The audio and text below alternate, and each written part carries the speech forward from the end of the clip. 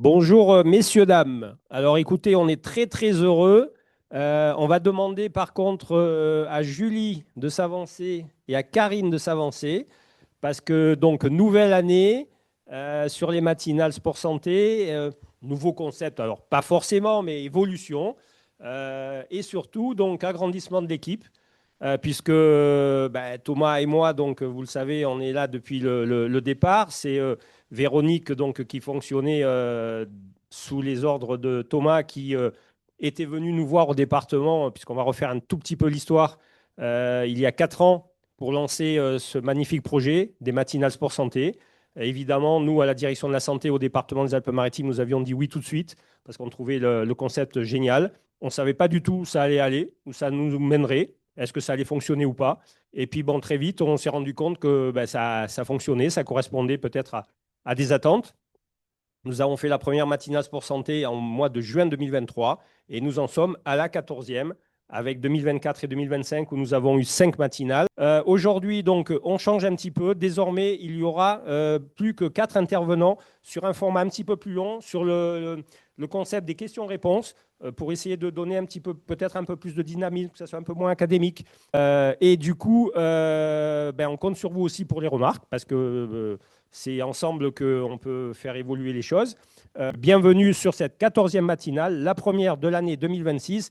Et je passe la parole à Thomas. Bonjour à tous, merci à tous d'être là. Ça fait plaisir de vous voir toujours aussi nombreux sur ces matinales.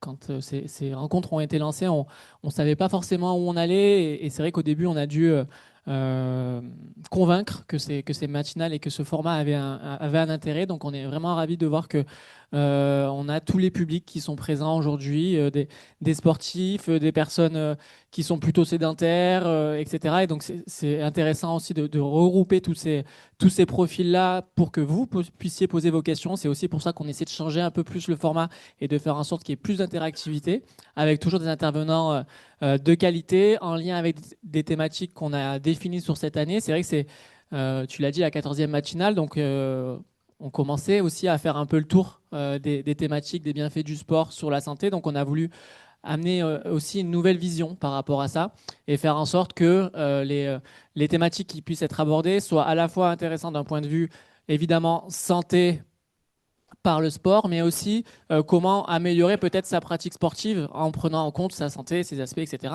Et donc c'est notamment la thématique du jour où on va s'intéresser au pouvoir de l'activité physique sur le sommeil, mais également des bonnes pratiques de sommeil pour pouvoir bien pratiquer son activité physique. Je vais évidemment commencer par présenter les 4 intervenants que nous avons la chance d'accueillir aujourd'hui. Donc, on va faire ça par ordre alphabétique. Et donc, ça tombe bien. C'est Morgane Ozello qui est juste devant moi, qui est sportif de haut niveau en marche athlétique, qui nous comptera son expérience en tant qu'athlète. Le docteur Alain Digouin, qui était déjà présent la dernière matinale. Donc, qui est médecin de réadaptation physique au centre médico-sportif de Nice. Et on remercie encore Denis Manacero pour sa participation, son implication dans ces journées. Fabien Grégo, chargé de mission de recherche au CREPS d'Antibes, Provence-Alpes-Côte d'Azur. Et Léa Sévran, merci d'être là, qui devra d'ailleurs nous quitter en cours de matinale. Je préviens comme ça, moi, elle pourra partir discrètement si elle le souhaite, parce qu'elle a un entraînement. C'est le problème quand on a des sportifs de haut niveau, on doit s'adapter. Tant pis. Et merci. Donc, je vous propose de débuter tout de suite ces rencontres. Et pour commencer, justement, on va demander à Fabien de nous faire une petite présentation. Alors, tu peux, si tu le souhaites, rester assis ou te lever. On est toujours pareil dans l'idée de l'activité physique. Et d'ailleurs, on aura une pause active qui sera proposée, comme on en a l'habitude, grâce à nos amis d'Azur Sport Santé qui nous accompagnent encore une fois aujourd'hui.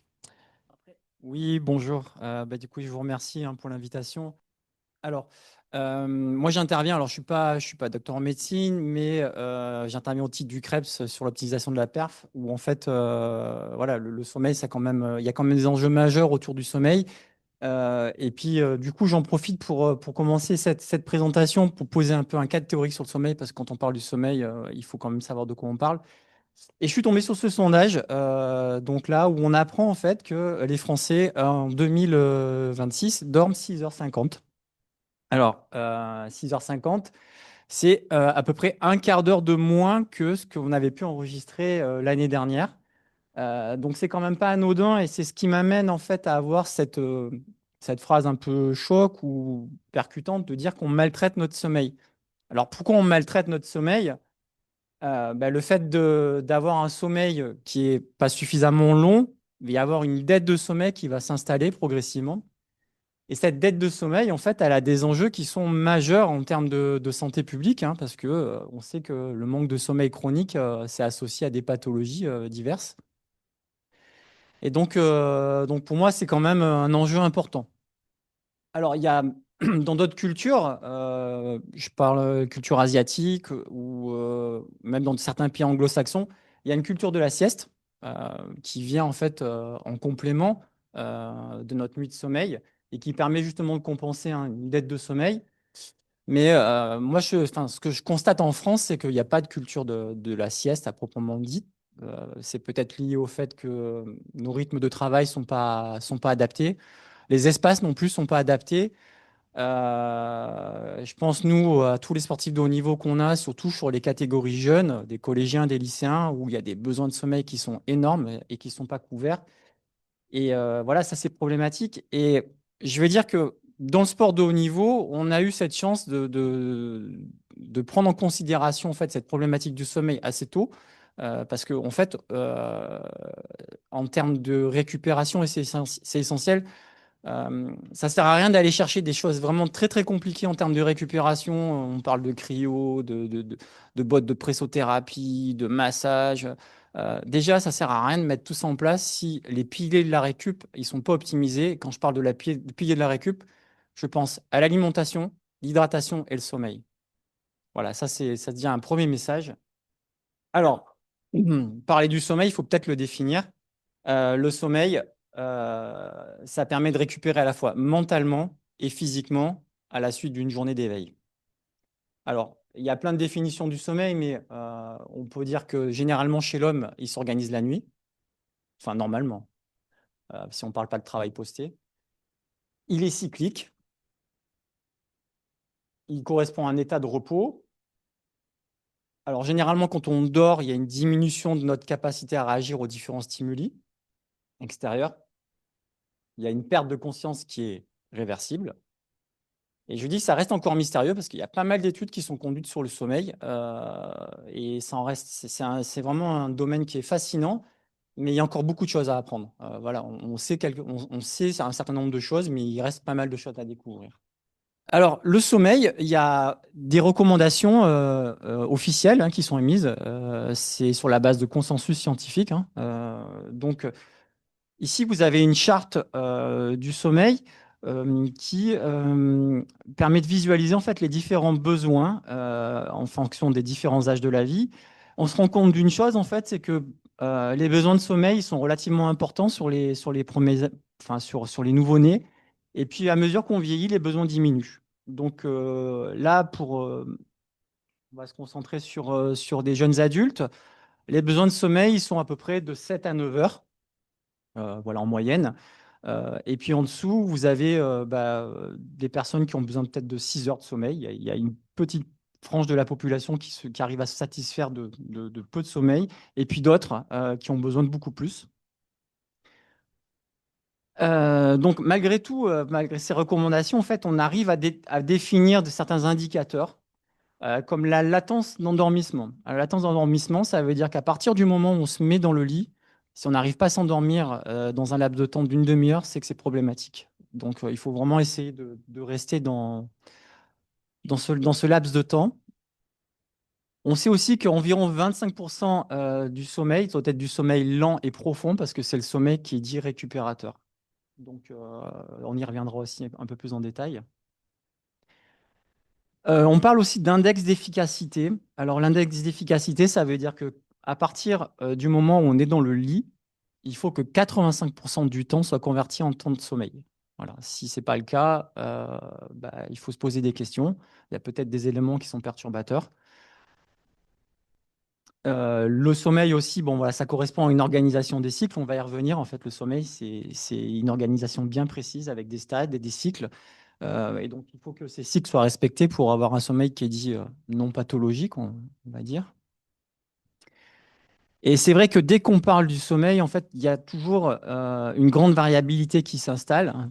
on l'a vu là sur les propositions, sur les besoins.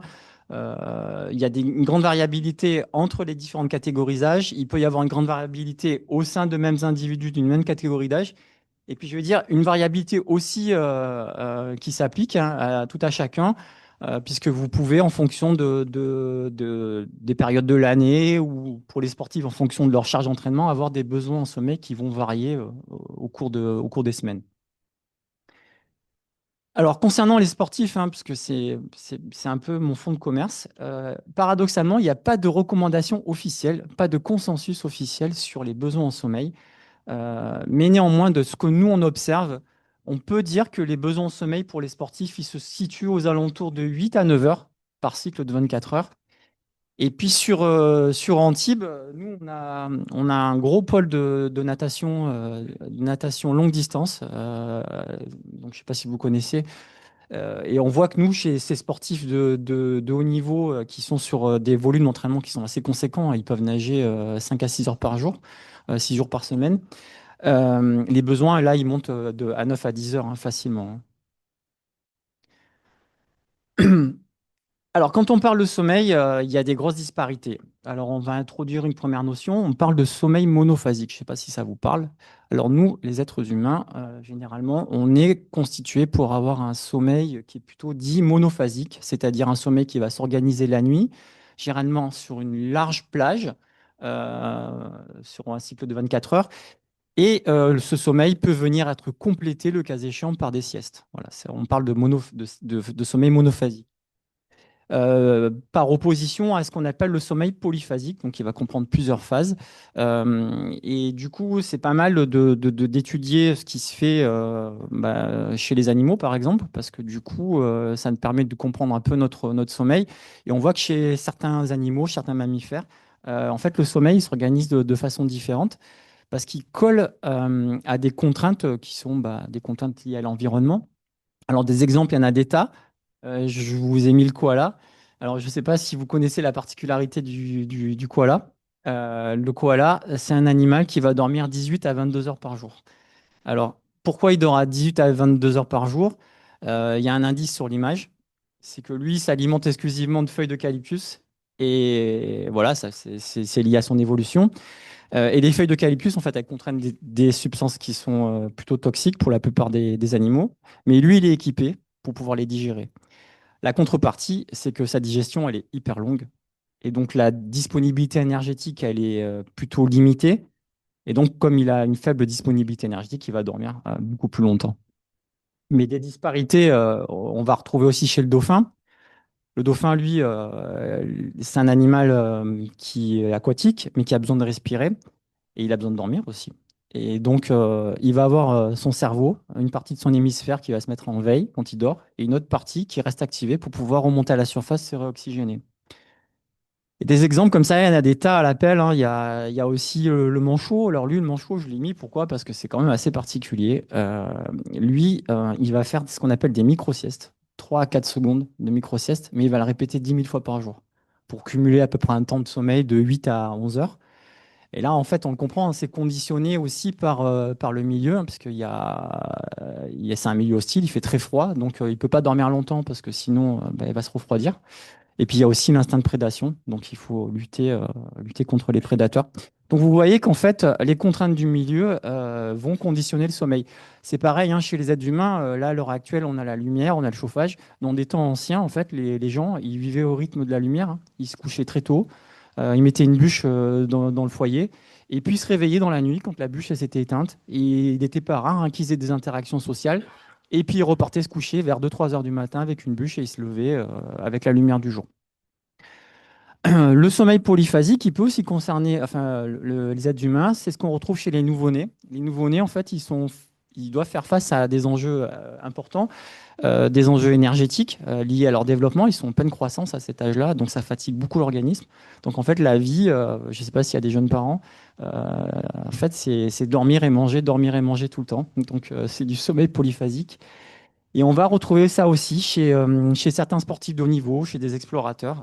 Par exemple, les courses à la voile, où en fait les sportifs, ils cherchent à avoir le meilleur compromis entre le meilleur niveau d'éveil, qui va leur permettre de prendre les meilleures décisions sur le plan stratégique, et malgré tout avoir du temps de repos, quoi. Ça me permet de faire la transition vers Tony Wright. Alors lui, Tony Wright, il a la particularité de détenir le record de privation de sommeil. 266 heures sans dormir. Donc on voit là sur la photo, c'est la fin de son record. Il n'est pas très frais, hein. Alors bon, après c'est critiquable parce que en fait, il a passé son temps à jouer aux cartes, ce qui devait être super ennuyeux pour son entourage. Mais en fait, on ne peut pas exclure qu'il y ait eu des phases de sommeil. C'est pas parce qu'on a les yeux ouverts qu'il n'y a pas du sommeil. Ça, vous l'avez tous expérimenté pour ceux qui conduisent. Des fois, on doit lutter contre le sommeil. Il peut y avoir des micro-phases de sommeil, on ne se rend pas compte. Et en fait, il aurait fallu faire un enregistrement de son activité électroencéphalographique pour vraiment s'assurer qu'il n'y ait pas eu de phase de sommeil. Alors, les fonctions du sommeil. La première fonction du sommeil, c'est un équilibre cérébral. En fait, c'est durant la nuit que les apprentissages, les processus de mémorisation mnésique ou gestuelle vont se faire. Donc, le sommeil, il a déjà une première fonction de ce côté-là. Il y a une deuxième fonction aussi, ça on entend souvent parler. En fait, c'est durant la nuit que l'organisme va se régénérer, se reconstruire. Ça va favoriser la récupération et c'est lié en fait à la sécrétion de tout un environnement hormonal particulier, l'hormone de croissance, la testostérone, les IGF-1. C'est aussi pendant la nuit que les réserves énergétiques se reconstituent.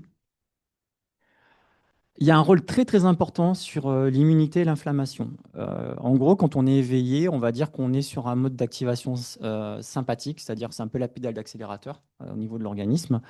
Et puis la nuit, on va passer sur un autre mode, plutôt une dominance parasympathique, c'est plutôt la pédale de frein, justement pour favoriser en fait la récupération et la reconstruction.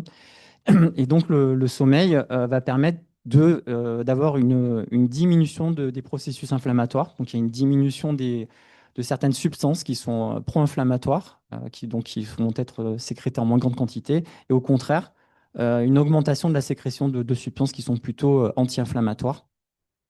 En fait, on se rend compte sur les études que les gens qui sont en déficit de sommeil, que ce soit chronique ou sur certaines périodes, ils sont plus susceptibles à développer des affections de la sphère ORL. Voilà, ils sont plus susceptibles aux maladies. En fait, il y a une dernière fonction qui est une fonction de nettoyage du cerveau. En fait, quand on est en éveil, on accumule un certain nombre de substances qu'on va dire qui sont toxiques pour nos neurones. Et la nuit, en fait, ça permet de faire un reset et puis de nettoyer tout ça. Alors, le constat, ce que nous, on observe en fait avec les sportifs de haut niveau, donc ici, vous avez une étude il y a tout un panel de sportifs de différentes disciplines qui ont été testés. Et en fait, à ces sportifs, on leur posait la question suivante. D'après vous, quelle quantité de sommeil auriez-vous besoin pour pouvoir récupérer de façon satisfaisante? Alors, à cette question, la plupart nous répondent qu'ils auraient besoin d'à peu près 8h30. Vous voyez, c'est la moyenne. Donc là, encore une fois, sur l'échantillon, vous voyez, il y a des différents symboles avec des barres. C'est ce qu'on appelle des écarts types. On voit encore qu'il y a une grande variabilité dans les réponses. Donc, ils déclarent spontanément avoir besoin de 8h30 en moyenne pour pouvoir récupérer. Et nous, ce qu'on observe grâce à l'enregistrement de leur sommeil, c'est qu'on est loin des 8h30, on est plutôt à 7h.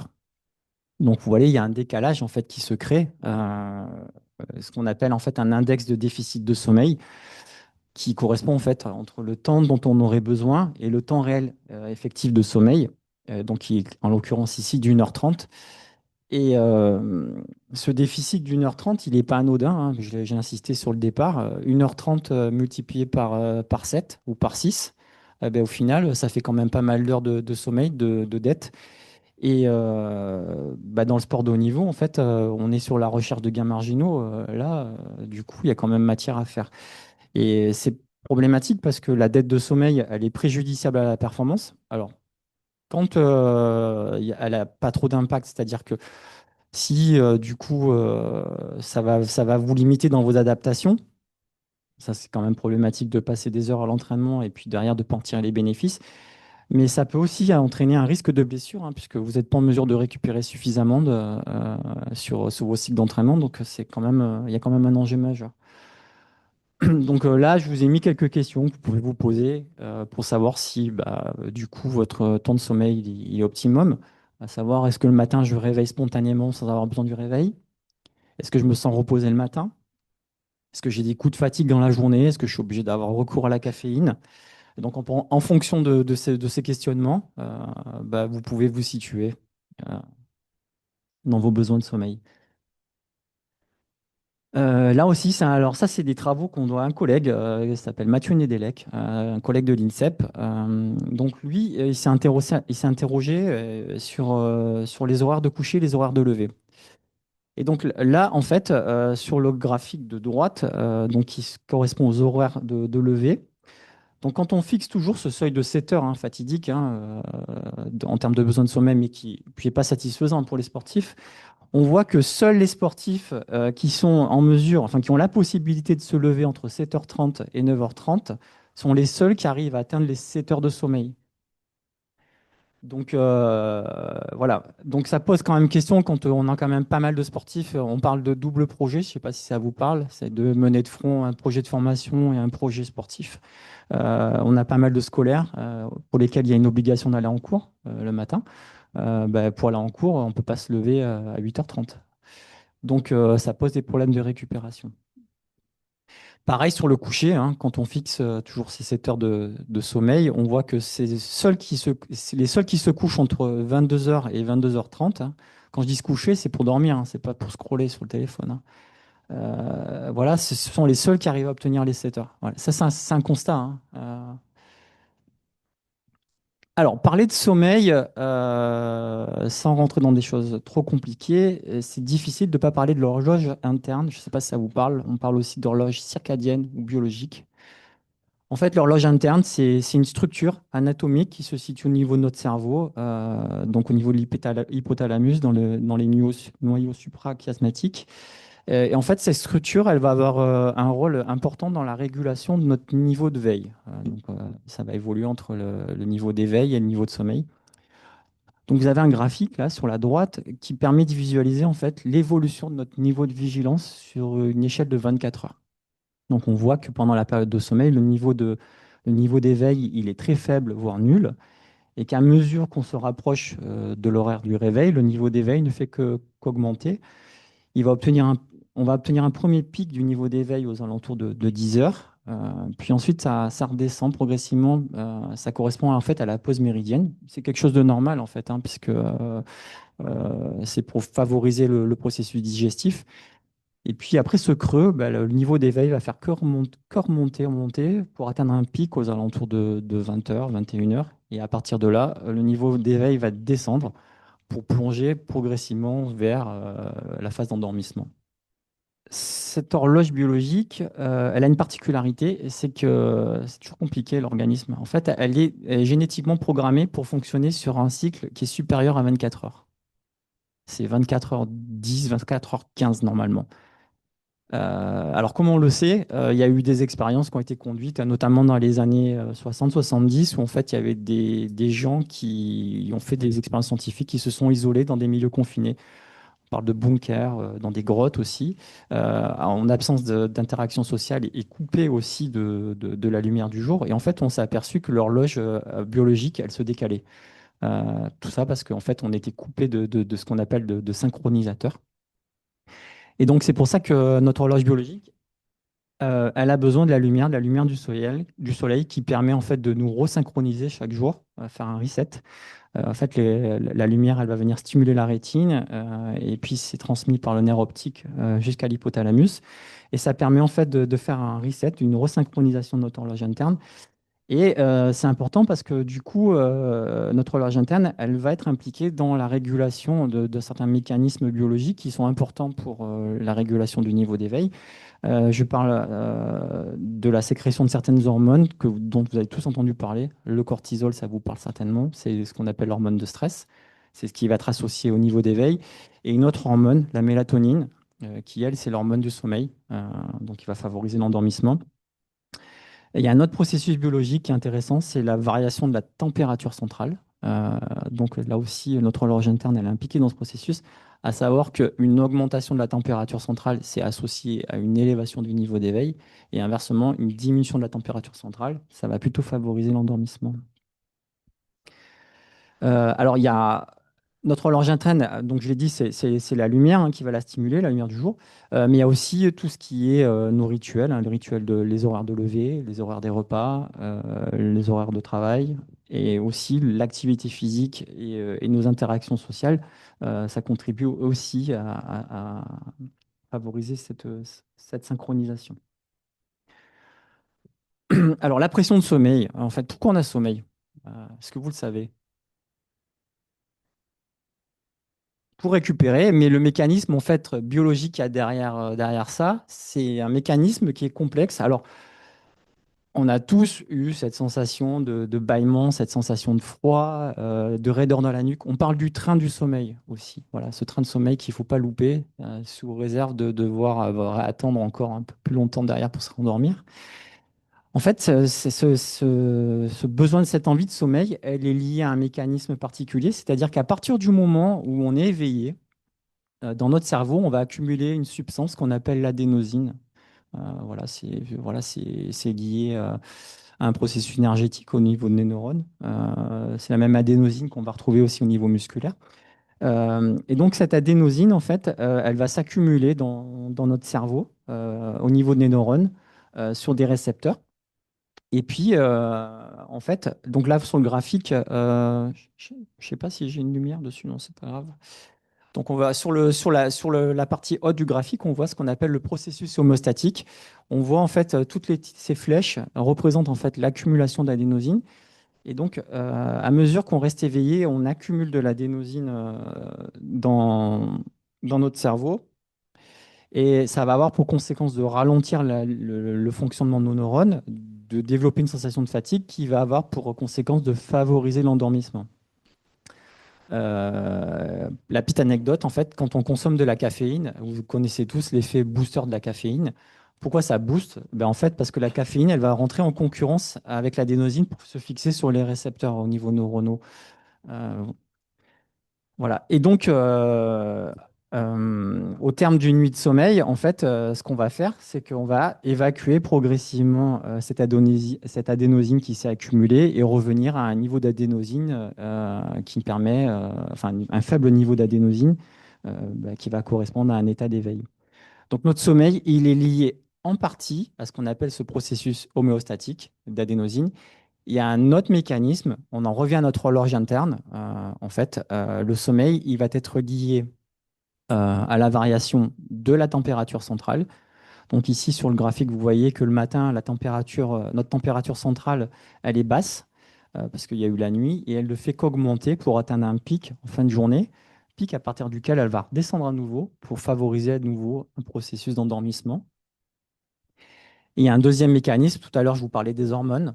Il y a deux hormones qui sont impliquées dans la régulation du niveau de veille et donc de cette pression de sommeil. On va avoir une première hormone, là, qui, du coup, je vous ai tracé la courbe, c'est le cortisol, qui est relativement haut en début de journée et qui ne va faire que chuter au cours de la journée, justement pour favoriser cet état de fatigue et d'endormissement. Et en parallèle, une autre hormone, la mélatonine, qui est plutôt basse en journée et qui va prendre le relais et augmenter en fin de journée pour aussi favoriser cette sensation d'endormissement.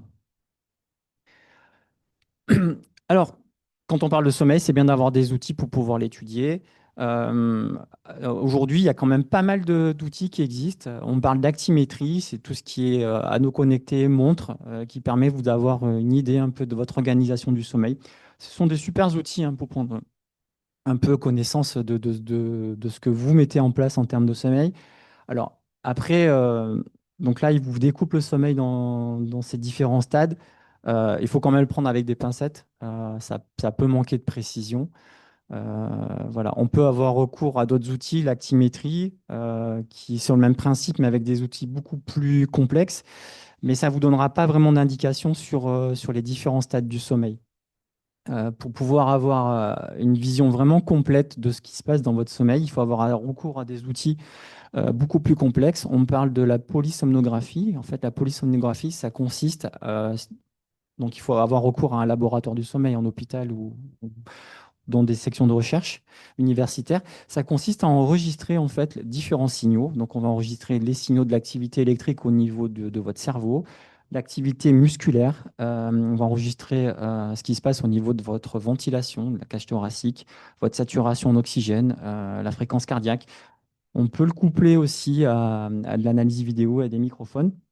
Et donc, ça nous permet d'avoir l'enregistrement que vous avez ici, un enregistrement EEG, qui permet d'identifier les différents stades de sommeil.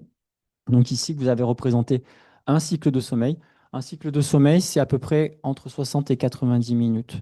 Il faut savoir qu'au cours d'une nuit, normalement, un individu va enchaîner 4, 5, peut-être 6 cycles de sommeil. Euh, voilà. Qu'est-ce qu'on peut dire sur cet enregistrement? En fait, il y a deux stades, on va distinguer deux stades de sommeil qu'on appelle le sommeil non paradoxal.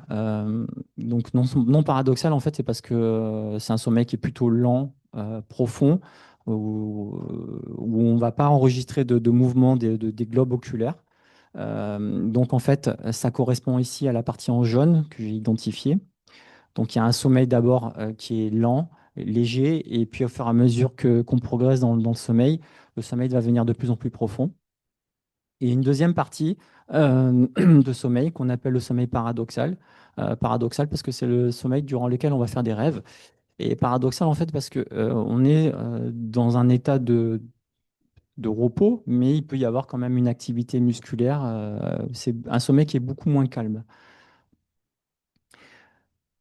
Donc là, sur le sommeil non paradoxal, qui va amener progressivement au sommeil profond, donc il y a une diminution progressive de la vigilance à partir du moment où on passe du stade de l'éveil vers le sommeil. Et progressivement, en fait, on s'installe dans un sommeil de plus en plus profond, de plus en plus relâché, et dans lequel il sera de plus en plus difficile d'être réveillé. C'est vraiment le sommeil de la récupération par excellence. Donc là, au niveau du sommeil paradoxal, donc là, c'est pas impossible d'observer en fait des sursauts, des remontées du niveau d'éveil. C'est quelque chose de normal et qui permet de repartir sur un nouveau cycle.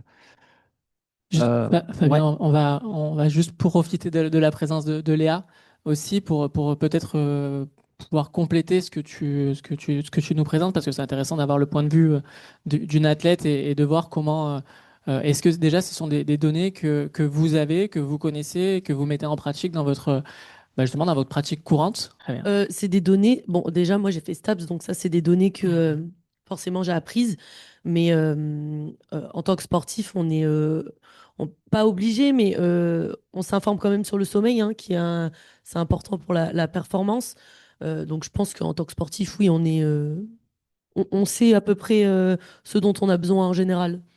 Et est-ce que c'est quelque chose que vous avez fait évoluer au cours de votre pratique? Est-ce que peut-être en faisant évoluer ce sommeil, en prenant mieux en compte le sommeil, vous vous rendez compte qu'il y a une meilleure prise en compte, un bénéfice? Ah oui, oui, bien sûr. Alors moi déjà aussi, je suis passée par la case études et double projet, hein, études et sportifs de haut niveau. Donc là, l'impact du sommeil, on le sent. Forcément, on doit se lever tôt le matin, on doit aller en cours, on a les devoirs. Ensuite, on a la pratique sportive. Donc là, déjà, moi, après les cours, je faisais déjà des siestes, hein, avant d'aller à l'entraînement parce que je sentais que mon corps en avait besoin. Et après l'entraînement, on a aussi le fait de devoir faire les devoirs, donc une obligation scolaire aussi, qui nous fait des fois coucher tôt, assez tard, pardon, le soir. Moi, il y a des fois où je me couchais à 1h, 2h du matin parce que je devais réviser, il y a des contrôles le lendemain.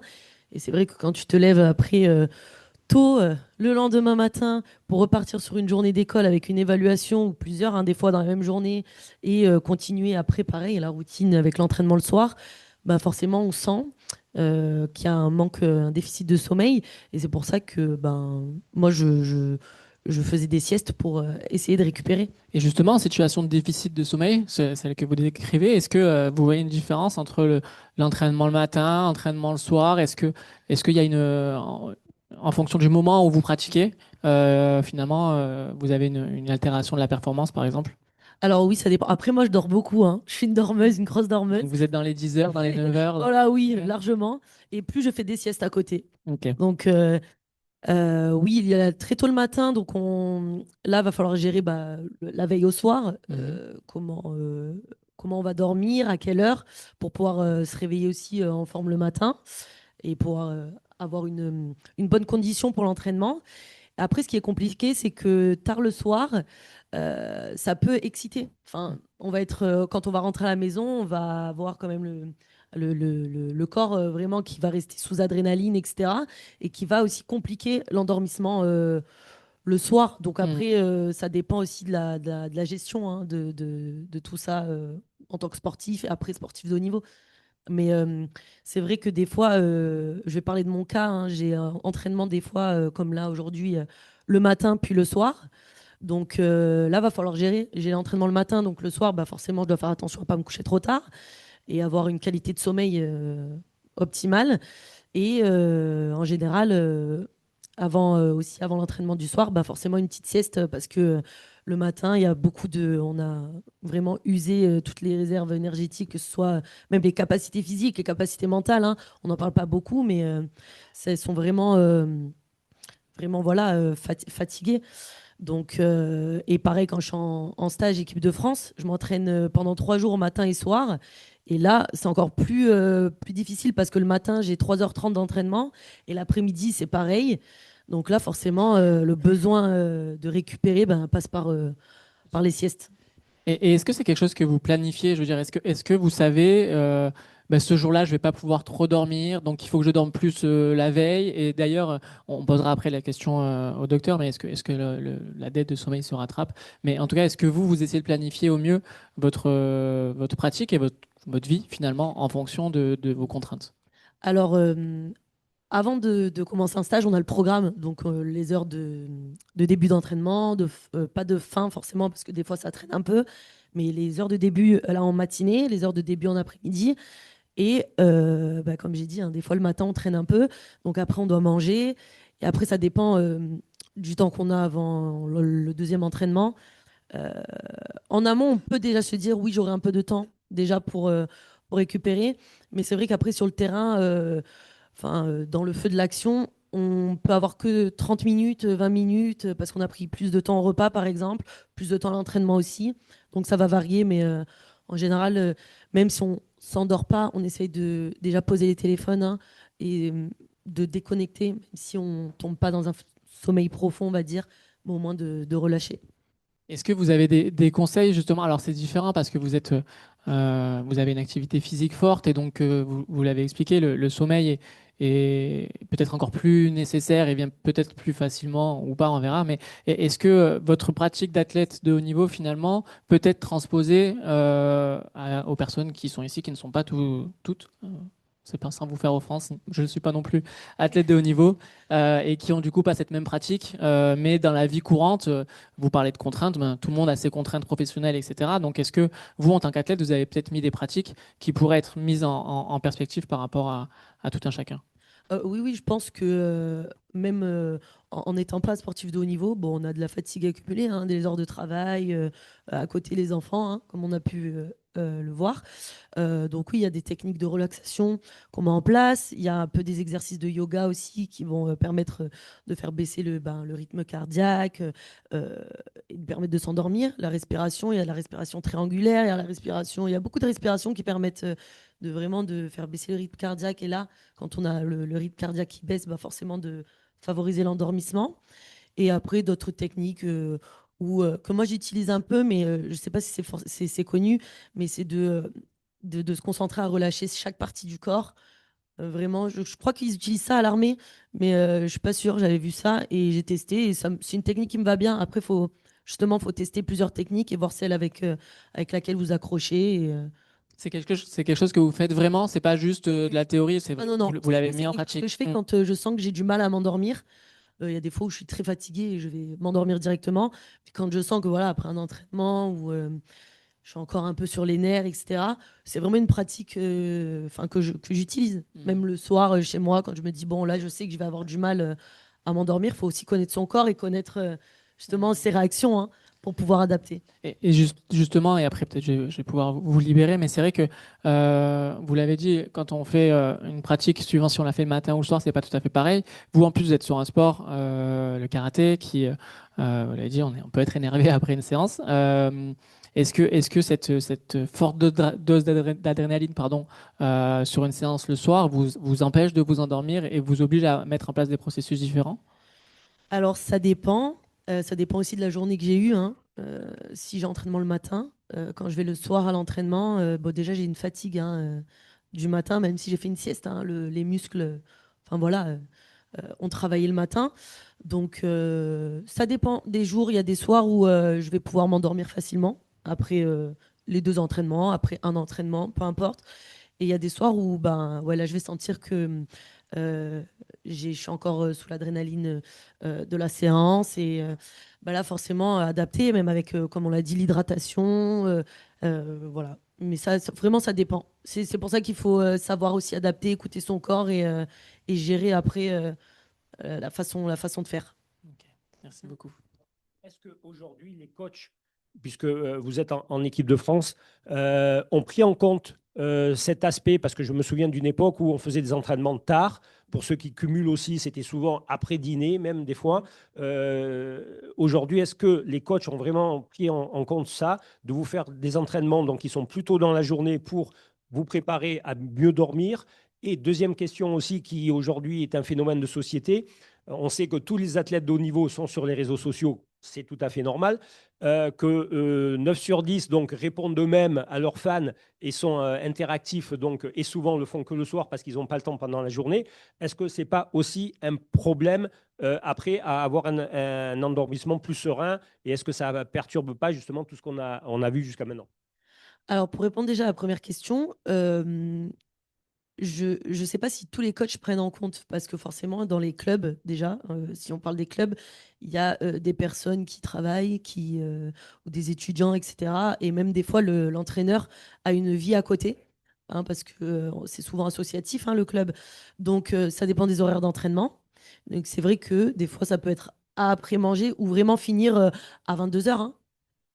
Et bon, pour ceux qui est aussi de vos clubs, Mm. la lumière le soir, parce que les entraînements se faisaient le soir aussi par rapport à ça, parce que l'athlète de haut niveau a une activité la journée et que le coach aussi est bénévole d'une Oui, association et a une activité aussi. oui. Donc du coup, problème pour après s'endormir sereinement. Voilà, c'est ça. Et surtout, si aussi l'entraînement est intensif. Après, là, je vais parler en club, je m'entraîne pas très tard. Donc, je finis assez tôt dans les horaires pour manger, etc. Donc, ça va.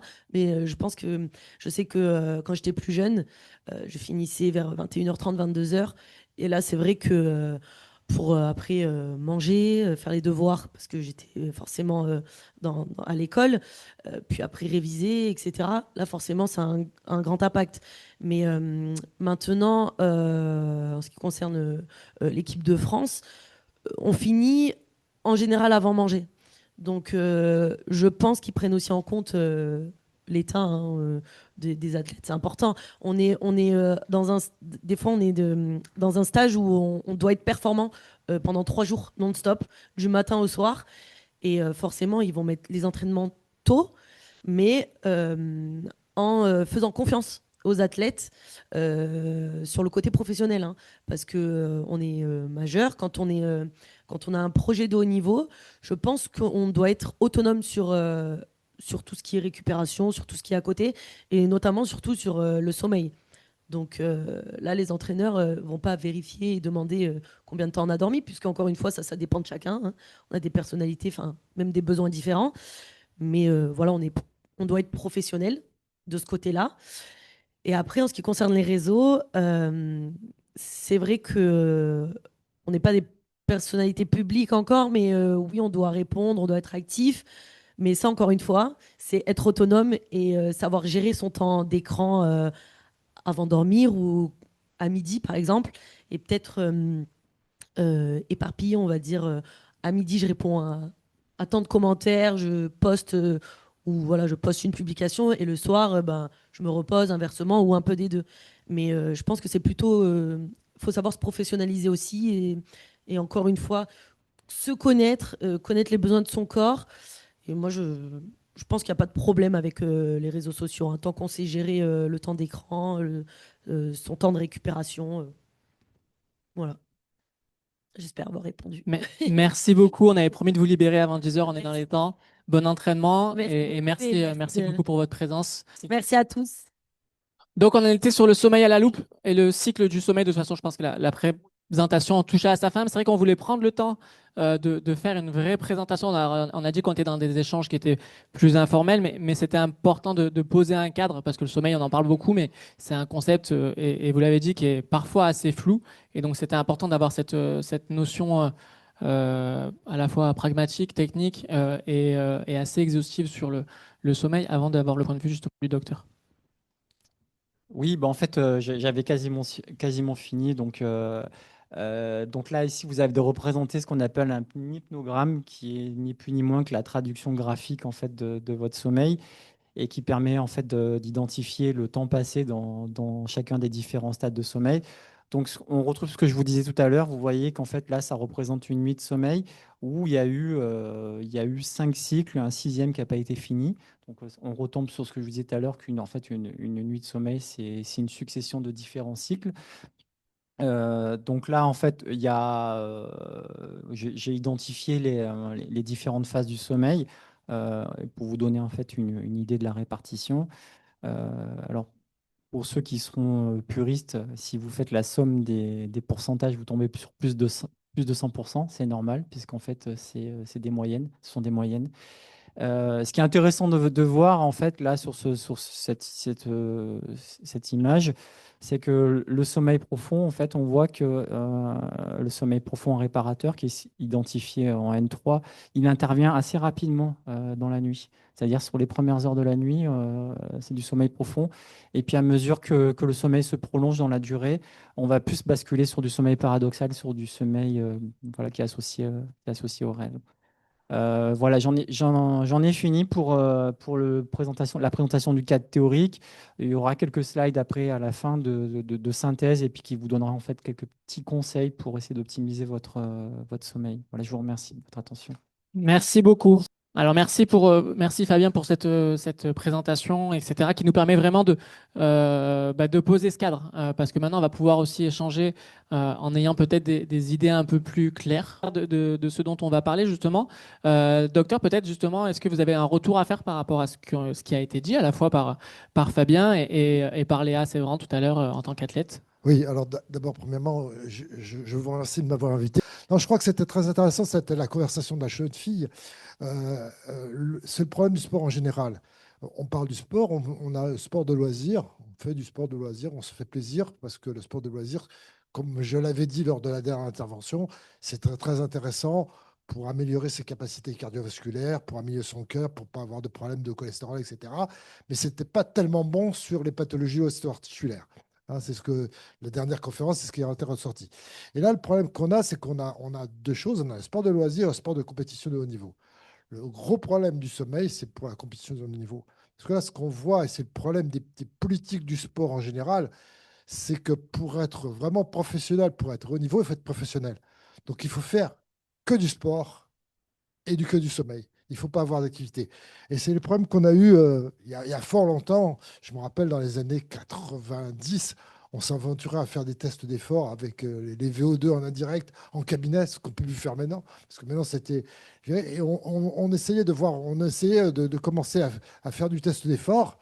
Et donc, on voyait des gens, on leur disait, voilà, on fait un test. Alors, on faisait l'analyse de lactate, indirect, etc.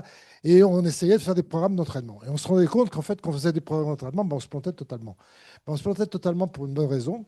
C'est que lorsqu'on interrogeait le patient, on s'interrogeait sur leur volume de travail sur le plan sportif, mais on n'interrogeait pas le sportif sur son plan de travail professionnel. Il est évident que le gars qui travaillait dans une banque et qui courait à pied, bon, bah, il était à la banque, il était tranquille, il n'avait pas d'activité physique. Le gars qui était au marteau-piqueur, toute la journée au marteau-piqueur, lorsqu'on faisait un test, on ne tenait pas compte de son activité. Et les plans d'entraînement, on se trompait totalement. Et là, avec le sommeil, c'est pareil. La jeune fille l'a dit, hein, j'aurais bien aimé lui poser la question, et elle a répondu elle-même. Elle est sportive de haut niveau. Qu'est-ce qu'elle a dit? Elle fait du sport de haut niveau, mais les entraîneurs arrêtent ce sport à 18h30, 19h. Moi, quand j'étais gamin, j'ai fait du judo. on faisait du judo, on terminait à 11h, 11h30 le soir. Et si on fait du sport à 11h, 11h30 le soir, bah, on n'arrive pas à s'endormir parce que vous l'avez totalement expliqué. Le problème, c'est que vous faites du sport, donc vous avez une température qui est élevée, il faut faire redescendre la température. Au plan hormonal, il faut que ça se régularise, il faut du temps. En plus, si après rentrer au sport, vous commencez à manger, il y a la digestion, vous ne pouvez pas dormir. Donc vous vous endormirez tard. Et si vous êtes obligé de travailler, faire des études, etc., vous levez tôt, bah, vous avez une dette de sommeil. Et en fait, quand vous avez une dette de sommeil, vous l'accumulez, vous ne récupérez pas. Donc en fait, quand on est sportif, il y a le sportif de loisir, il faut qu'il gère, il sait qu'il a une activité physique, il sait, il faut gérer ces éléments en se disant, il ne faut pas se dire si on a beaucoup travaillé, etc., ouais, il faut que je sorte à l'entraînement, et je fasse beaucoup d'entraînement au détriment de son sommeil, parce qu'en fait, cet entraînement ne va être pas bénéfique et il va se blesser. Donc, le tout, c'est de faire du sport de loisir, on fait du sport comme on peut, mais surtout, il faut respecter, comme vous l'avez dit, le sommeil, l'hydratation, etc. Alors, pour arriver, le gros problème, c'est le sportif qui veut monter à un haut niveau et qui fait des études. Il faut l'aménager, l'aider. Et c'est la grosse difficulté. C'est la grosse difficulté qu'on a entre le sportif. En montant, il faut qu'il se professionnalise. Et lorsqu'il se professionnalise, il faut arrêter l'extérieur. Donc, il faut pouvoir dormir à de bonnes heures, à être convenable. Mais ce n'est pas toujours évident.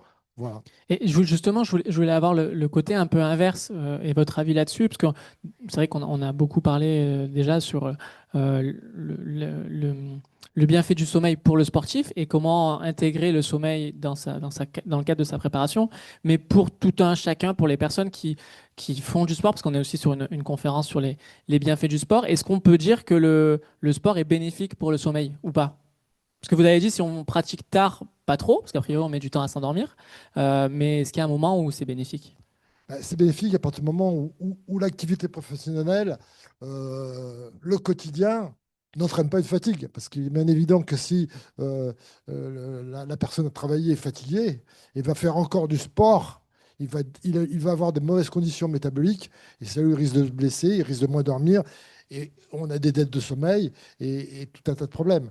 Donc le sport de loisir doit être géré dans le cadre du travail et l'aménager, ce qui limite un peu les possibilités de performance. Oui, justement, c'était cette idée de pas être forcément dans le prisme du haut niveau, mais pour le sportif de loisir, comme vous dites.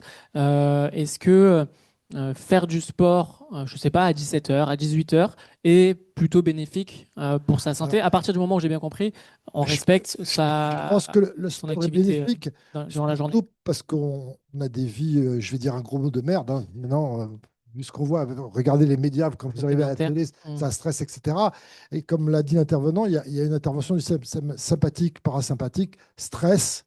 Et en fait, l'activité est tellement stressante que lorsqu'on fait du sport, le stress diminue et c'est ça qui prédispose à l'effort, à la récupération. Et d'autre part, lorsqu'on fait du sport, donc on a une augmentation de la température et on gère, et après il y a une récupération. Et si on gère une bonne activité sportive, après on est fatigué et on a un bon sommeil. Mais il faut pouvoir gérer les différents laps de temps. C'est ça qui est difficile. Et en respectant du coup sa pratique, comme vous le dites, en fonction de son activité quotidienne et de nos vies et des contraintes qu'on va avoir, est-ce que la fatigue accumulée par le sport nous permet d'avoir un sommeil plus profond, plus réparateur ou pas forcément? Est-ce qu'il n'y a pas forcément de lien? Alors, à partir du moment où on gère le sport et que on ne fait pas du sport alors qu'on est très fatigué, on n'a pas dormi, etc., où on risque des blessures, oui, il est bénéfique parce que justement, il permet toute une régulation et ne serait-ce que sur le plan hygiène, l'activité sportive va éviter tous les problèmes que j'ai dit d'ailleurs, d'avoir du cholestérol, etc.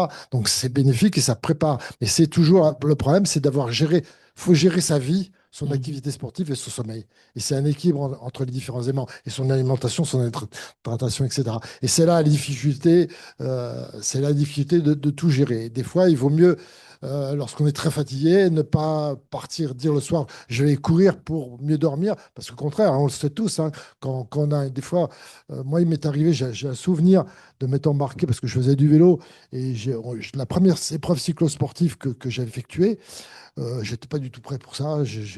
En plus, je n'ai pas dormi de la nuit parce qu'on dormait dans des bungalows, etc. Et il y avait 240 km à faire. Je suis arrivé, heureusement, j'étais intelligent. J'avais dit à mon père, écoute, j'ai jamais fait, mais à 160 km, tu viens me chercher. Il est venu me récupérer. j'étais tellement épuisé que j'ai pas dormi de la nuit, hein. La mauvaise préparation physique. Et c'était une super leçon, hein. J'étais très jeune, j'étais encore étudiant et je n'avais pas compris ça. Et pas préparé physiquement et une activité sportive qui était hyper dure. J'avais jamais roulé. Et vraiment, j'étais vraiment épuisé. J'ai pas dormi de la nuit et c'était très, très dur pour récupérer. Donc, ça veut bien dire que il faut avoir ses limites, il faut se connaître et il faut limiter un petit peu. Le sport est bénéfique, mais avec modération, comme toujours. Et dans le sens inverse, est-ce que vous avez vu des pathologies, peut-être même des maladies qui pourraient apparaître du fait du manque de sommeil ou d'un mauvais sommeil? Est-ce qu'on peut faire un lien de cause à effet sur une mauvaise prise en compte et une accumulation de dettes de sommeil? Alors évidemment, sur les blessures, vous en avez parlé, mais peut-être au-delà même. Alors, en fait, le problème du manque de sommeil n'est pas lié à la pratique du sport ou pas. La pratique du sommeil, c'est lié au stress, c'est lié à l'excès pondéral. Et bon, maintenant, on connaît bien les problèmes d'apnée du sommeil chez les urbex, etc., qui dorment mal. Et le gros problème qu'il y a, c'est que des fois, on ne se rend pas compte parce qu'on a l'impression de dormir. Et en fait, lorsque la conférence l'a dit, hein, en fait, le sommeil, des fois, il y a des gens, moi j'ai vu des gens qui, en fait, ils avaient des phases de sommeil et lorsqu'on fait des études, on se rend compte qu'en fait, leur sommeil profond, qui est le sommeil réparateur, n'existe pas. Ils sont qu'en sommeil paradoxal. Et en fait, c'est des gens qui se réveillent, qui sont vachement fatigués. Voilà, ils sont fatigués, ils baignent tout le temps. Et en fait, ils se rappellent de leurs rêves. Parce que, en fait, c'est dans le sommeil paradoxal qu'on rêve et on bouge. Et moi, particulièrement, je vois souvent, j'ai des patients, parce que, comme je vous ai dit, je fais de l'ostéoarticulaire, et ils me disent, c'est curieux, j'ai surtout mal au genou le matin quand je me réveille. Alors on dit, ouais, c'est de l'arthrose, mais dit l'arthrose, c'est quand même qu'on bouge beaucoup. Eh ben non, l'arthrose au stade initial, ça fait pas trop mal, mais au réveil, quand on dort en profond, on ne bouge pas, et quand on commence à paradoxal, on bouge. Et tout le monde, enfin, les plus âgés le savent, hein, quand vous êtes longtemps assis, si je suis longtemps assis et je commence à me lever, là, où j'ai les genoux qui tirent, les hanches qui tirent, c'est parce que lorsqu'il y a une phase d'immobilisation de l'articulation qui commence à être lésée, bah, il y a ce qu'on appelle le dérouillage matinal de arthrosique. Morgane, on ne vous a pas encore entendu. Alors, Morgane, je la vois pour faire semblant, mais elle travaille au musée du sport. Donc, Morgane est sportive de haut niveau et c'est très différent en termes de sport, parce que c'est un sport d'endurance que tu fais. Donc, Léa, qui était plutôt sur un sport très dynamique, le karaté, etc. Alors que là, on est sur un sport d'endurance. Donc, on va pouvoir faire le parallèle avec vos 180 km de vélo, parce que Morgane fait 24 heures de marche non-stop, donc de la marche athlétique et de la marche rapide. Ça représente combien de kilomètres heure en vitesse pendant 24 heures? 8 km/h. Donc ça Donc fait 8 km/h. 187 km en 24 heures. Voilà, 180 km en 24 heures. Pour ceux qui courent un peu, c'est un rythme que certains on peut avoir en courant. Donc 24 heures de course, comment on prépare ça en termes de sommeil? Alors, je vais être la mauvaise élève de la matinale, mais en fait, je prépare des courses où je ne dors pas. Voilà. Donc pendant 24 heures, Non, pas une minute il y a de... pas de... Non, il n'y a pas de temps de pause, sachant que 24 heures, ça reste quand même un format court. Certains vont avoir du mal à l'entendre, mais ça passe très vite, 24 heures. Et en fait, avant de parler de préparation au sommeil, c'est surtout un conditionnement. C'est comment on va intégrer le projet. C'est-à-dire que lorsque j'ai pour objectif de faire un 24 heures, je ne me dis pas, il faut que je ne dorme pas pendant 24 heures. Déjà parce que le cerveau est un peu comme un ordinateur. Il faut lui mettre le bon programme avec les bonnes lignes de code. Et en fait, si je pars sur l'idée de ne pas dormir, il va un peu se mettre en résistance sur le projet, c'est-à-dire que comme je vais venir toucher à un des besoins vitaux qu'est le sommeil, il va résister au projet. Comme ça a été évoqué tout à l'heure, nous sommes des animaux diurnes, donc si je lui vends le projet de ne pas dormir pendant 24 heures, il ne va pas du tout aimer. Donc en fait, il faut un peu le duper à ce niveau-là. Et en termes de conditionnement, il faut juste lui dire, je dois parcourir le plus de kilomètres en 24 heures. Et là, il va valider le projet parce que on va faire appel à des circuits neuronaux qu'on connaît déjà, c'est-à-dire l'effort et la performance. Et ça, ce sont déjà des choses qu'il connaît. Donc en fait, si je lui présente le projet sous la forme de je ne vais pas dormir, il va résister. Si je lui présente le projet sous la forme de la performance, là, il va m'accompagner. Donc déjà, à ce niveau-là, il faut se conditionner comme ça. Et ensuite, tout l'entraînement physique va s'articuler autour de cette idée de je dois parcourir le plus de kilomètres possible en 24 heures. Donc en fait, concrètement, à l'entraînement, ça va être des heures et des heures passées sur la route à faire du kilométrage. mais en aucun cas, je ne vais baser mon entraînement sur de la privation de sommeil. Jamais. C'est-à-dire que je ne vais pas faire d'entraînement nocturne. Je ne vais pas aller m'entraîner à 2 heures du matin. Je ne vais pas écourter mes nuits volontairement. Je ne vais pas faire de nuit blanche. Et surtout, je ne vais pas m'entraîner sur des états de fatigue extrême. Sachant qu'en plus, je travaille à côté. Donc je travaille la journée et je vais m'entraîner plutôt le soir. Et les grosses séances, je vais les faire les jours off. Donc ça peut aller de 4 à 8 heures d'entraînement, accompagné de sieste l'après-midi. Mais en aucun cas, je ne vais travailler sur de la privation de sommeil. Alors ça paraît un peu contre-intuitif avec ce que je fais en compétition. Parce qu'en fait, quelque part, je ne dois pas dormir pour performer. Et en fait, ça va être l'idée justement de bien dormir à côté pour pouvoir ne pas dormir en compétition. En fait, j'arrive à performer sans dormir parce qu'à côté, je dors bien. Et comment je fais? Ben, ça va être des horaires de sommeil réguliers. C'est-à-dire que le soir, je me couche à 21h30, je me lève à 6h30. Donc j'ai quasiment 9-10 heures de sommeil par jour. Euh, je vais m'endormir dans une chambre tempérée. J'ai pas de chauffage dans ma chambre. Si l'endormissement est plus compliqué, généralement, je vais écouter soit de la relaxation, de la méditation. J'ai un petit faible pour l'ASMR. Bon, c'est pas très assumé, mais voilà. Et en fait, tout ça va me permettre de performer le jour J parce qu'en fait, ça va être une dette de sommeil ponctuelle. Et le corps est capable d'encaisser une dette de sommeil ponctuelle et non chronique. C'est-à-dire que je vais pouvoir le pousser à cet instant-là parce que le reste de l'année, j'ai pris soin de mon corps. Et est-ce que justement, peut-être la semaine d'avant ou les 15 jours d'avant, tu es encore plus vigilante sur ton sommeil dans le cadre de ta préparation et tu dors encore plus que d'habitude ou au contraire, tu gardes ton rythme habituel? Non, ça c'est un peu comme l'alimentation, je ne change pas au dernier moment, je reste justement, c'est la régularité qui fait que le jour J, je peux me Parce permettre que de sur faire. l'alimentation, il y a quand même en général un peu plus de glucides à faire avant ou pas du tout? Honnêtement, je ne change pas. Je change pas. Aucun changement ni sur Ouais, l'alimentation ni sur le... l'alimentation le jour de la course, je mange que des choses que je mange au quotidien, donc non, je ne change pas. Et par rapport à ce manque de sommeil, on en a parlé un peu en préparant, justement, pendant 24 heures, tu ne dors pas pendant 24 heures. Comment ton corps te fait ressentir ce manque de sommeil? Alors, l'épreuve dure 24 heures, mais en soi, il y a l'avant et l'après. L'avant et Donc, l'après. en termes d'amplitude, c'est quasiment 36 heures. Oui, parce que la nuit d'avant, j'imagine que tu dors pas très bien non plus. Non, ça va. Mais c'est juste entre le matin où je me lève et après l'après-compétition où je me couche, il se passe quasiment 36 heures. Hmm. Concrètement, alors pendant la course, je touche du bois, mais j'ai jamais eu cette sensation d'avoir sommeil. C'est-à-dire que même la nuit, le passage de la nuit, c'est ce que je préfère. Je pense que je sécrète beaucoup d'endorphines, d'adrénaline, de cortisol, et il y a un petit peu aussi un côté mystique à la nuit. C'est très euphorisant. Enfin, pour mon cas, hein.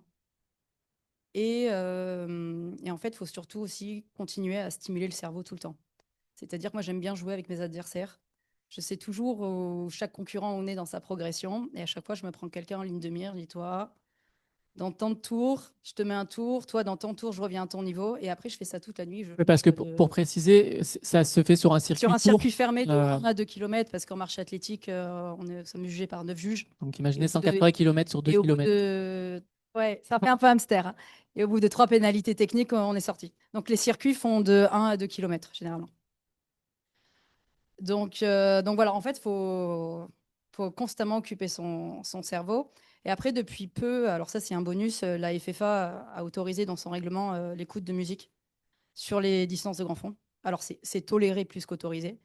Donc la nuit, des fois j'en mets un peu, ça me permet un peu on va dire, de soulager mon cerveau tout en continuant à le stimuler. Et aussi, il y a les passages au ravitaillement qui sont très stimulants, sachant que je me ravitaille tous les tours avec mon ravitaillement personnel. Et à chaque tour, ça va être un peu la carotte de qu'est-ce que mon entraîneur va me donner à manger. Sucré, salé, chips, bonbons, voilà. Donc en fait, ça, mis bout à bout, la nuit, elle passe vraiment en un éclair. Alors ça dépend des circuits, mais de 1 à 2 km. Oui. Et, Ouais. Je mange et je bois chaque tour. et justement, alors tu dis que toi, tu n'as pas eu de difficultés de sommeil, mais tu me disais que ça arrivait, que certains athlètes, pour le coup, subissaient ce manque de sommeil et se retrouvaient dans des situations qui pouvaient être délicates. Alors oui, il y en a certains qui s'arrêtent la nuit. Après, tout dépend comment on a C'est jamais préparé. souhaité, a priori, de ce que tu me Non. disais, c'est jamais Bah, programmé. comme je Mais, disais, 24 heures, ça restait assez court. Et quand on joue le podium, vaut mieux pas prévoir des temps d'arrêt et de sommeil. Après, il y a des arrêts qui sont forcément forcés, hein, parce qu'à 24 heures, c'est un peu la roulette russe, hein, il peut tout se passer. Et après, j'ai expérimenté des états de fatigue, mais pas forcément de sommeil. C'est-à-dire que sur 2 épreuves, sur un 24 heures et un 100 km, ça m'est arrivé d'avoir une telle fatigue oculaire que je ne voyais plus rien. Et ça m'était arrivé pendant la nuit, sur mon premier 24 heures, hein, parce que c'était le premier. Je pense que même préparé, on ne s'attend pas à ce que c'est de fournir un effort pendant autant d'heures. Et en fait, j'ai la vue qui s'est complètement floutée. Je ne voyais absolument plus rien. Juste, je distinguais les lampadaires au loin. Et en fait, j'ai expérimenté une très, très drôle de sensation. Bon, moi, j'appelle ça un peu une sortie de corps. C'est-à-dire que je me voyais marcher au-dessus de moi. Et c'est comme ça que j'ai pu continuer à marcher sans encombre. Et ça m'est arrivé une seconde fois sur un championnat de France de 100 km. Donc, c'est beaucoup plus court, hein, en termes de temps, c'est la moitié. Et c'était sur la fin de course. Et là aussi, grosse fatigue oculaire. Je voyais plus rien. Mais bon, là, à force, bon, c'est l'avantage aussi d'être sur circuit fermé, c'est qu'au bout d'un moment, on imprime tellement le circuit qu'il n'y a même plus besoin de regarder où on met les pieds. Donc, c'est un peu un automatisme. Donc, voilà. Donc, ça, c'est vraiment les 2 étapes de fatigue que j'ai expérimentées en course. Sinon, j'ai jamais eu sommeil. Je touche du bois, j'espère que ça ne va pas m'arriver. J'ai jamais eu sommeil sur mes épreuves. Docteur, est-ce que cet état second dont nous parle Morgane, on entend parler de l'hallucination aussi parfois sur des trails, notamment sur des conditions extrêmes ou justement des épreuves qui se déroulent la nuit ou sur plusieurs jours. Il y en a qui font ça pendant, tu l'as dit, 24 heures, c'est presque court, Oui. donc pendant 48 C'était heures court. ou autre. Est-ce que c'est dangereux pour la santé? Est-ce qu'il y a un risque? Bah, en fait, c'est une question d'entraînement, hein, parce que, regardez, Ouais, elle ne s'entraîne pas au sommeil. on parle de marcheurs, mais comment ils font en navigation, dans les navigations solitaires, en fait, ils dorment très peu, hein. En fait, c'est une adaptation, et elle arrive totalement à s'adapter à son rythme, quoi. Hein, et c'est vrai que même tout un chacun, si on voulait s'entraîner à pas dormir 24 heures, on pourrait parfaitement pas dormir 24 heures, mais il faut récupérer. Le tout, c'est une gestion, mais on y arrive, hein, on y arrive. Et le fait qu'il y ait justement ce sentiment d'hallucination, ça veut dire quand même que le corps a un manque quelque part, enfin il ressent Je pense cette... que c'est pas un manque, hein, c'est les endorphines, etc. En plane, hein. Ah Je ouais? veux dire, même, je dirais, enfin moi personnellement, même qui ne suis pas un sportif de haut niveau, mais qui fait du sport, il m'est arrivé, je fais donc du vélo de façon plus ou moins régulière, il m'arrivait malheureusement d'avoir des étapes dans ma vie où j'étais obligé d'arrêter. Et on a un mal-être, et ce mal-être, c'est justement parce qu'on a un manque d'endorphines. Le sport nous shoot, hein, et tout ce qu'elle a ressenti, en fait, elle plane, elle se dope, Ouais, ouais. mais physiologiquement, je dirais. Bah, C'est le ça. côté hormonal joue beaucoup aussi, hein, Ouais, sur la ouais. course. Ça évite les gros effondrements, justement, liés à la fatigue. Oui, on a tous senti, pour ceux qui courent par exemple, un moment où on est un peu dans une sorte d'euphorie, où les choses se déroulent toutes seules. C'est un peu ce que tu expliquais, mais dans un état encore supplémentaire. Fabien, en termes de préparation, d'optimisation de performance, est-ce que c'est je ne sais pas si tu as des athlètes de ce type de pratique-là, mais est-ce que c'est quelque chose que tu connais et que tu as déjà vécu? Alors, il y a plein de choses très intéressantes, hein, qui ont été évoquées. Il y aurait beaucoup de choses à dire. Euh, Après, c'est vrai que par rapport à ce type d'épreuve où on sait qu'il va y avoir une dette de sommeil ou du moins des périodes d'éveil relativement longues, il y a des stratégies qui sont développées. On parle de ce qu'on appelle le banking sleep. Ça consiste, en fait, c'est le terme anglo-saxon, mais ça fait mettre en banque du temps de sommeil. Donc, ça consiste à augmenter son temps de sommeil en prévision de l'épreuve. Donc, c'est des choses qui fonctionnent bien. Après, Morgane l'a dit aussi, ce qui est super important, c'est le projet. Le projet de perf, le schéma en fait qu'on s'est fixé. Donc là, elle a un propre schéma, mais sur d'autres disciplines, ça va être le respect du pacing. On se fixe un pacing et on essaie de le respecter. Et du coup, on ne voit pas le temps passer. On est focalisé sur son hydratation, sa alimentation, sur les signaux internes, externes. Donc, il y a pas mal de choses. Après, moi, il y a un truc qu'il faut quand même dire, c'est quand même le concept de spécificité.